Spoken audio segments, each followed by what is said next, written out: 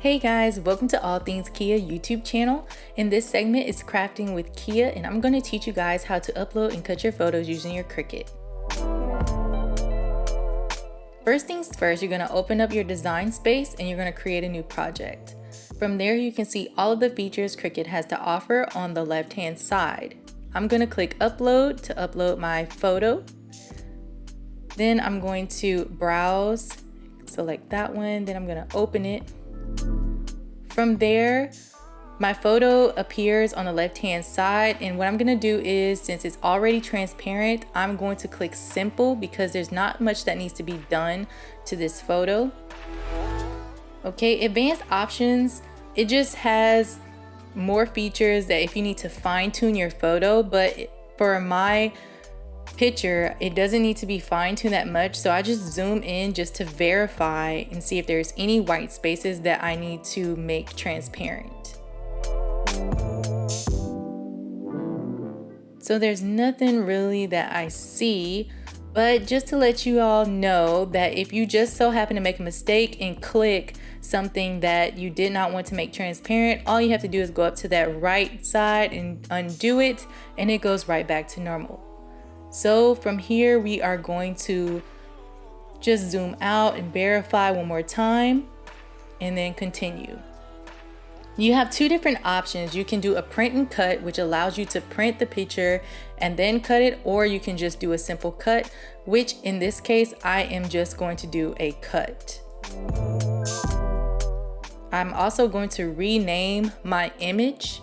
Just something simple so I can know what the design is. That way if anyone else wants to make an order, or if someone wants stickers or anything like that, I have the image name and I can go straight to it in my design space cloud.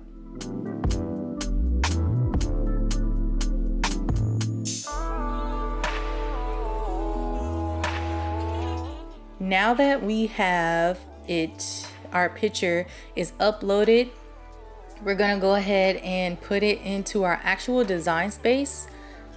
So as you can see, it just populates and it's super big. What I like to do is I like to make it a little bit smaller just so I can put it on a template, especially if it's something like for a shirt or a sticker.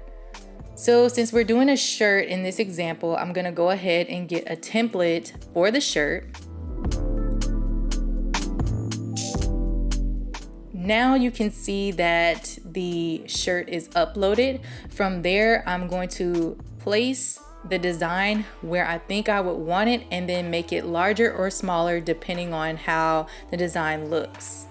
So I think that's pretty good for that t-shirt, nice and centered, and that way you can see all of the specifics on the design.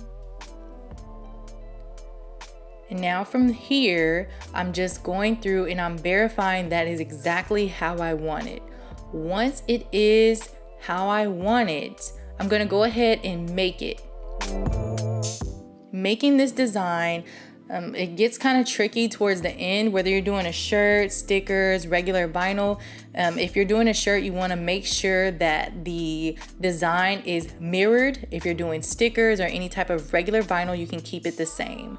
So this is how large the design is looking on my mat. And I want to make sure that I cut enough to make it the right size. From there, I'm just waiting on my Cricut to connect to my computer. I'm just waiting on it to talk to each other. I've already mirrored, if you can see on the left-hand side at my mat, I turned my mirror on because I am using a heat transfer vinyl and I'm going to put this on a shirt. Most of the time I do not use Cricut brand heat transfer vinyl, so I select heat transfer non-Cricut, make sure that my Cricut is on default, and then from there I follow the directions to begin my cut process. So that's gonna be it for this video. I hope that you all enjoyed it. If you did, please like, comment, and share this video. Also, don't forget to subscribe to the All Things Kia YouTube channel. I hope you guys enjoyed Crafting with Kia. I'll see you in our next segment.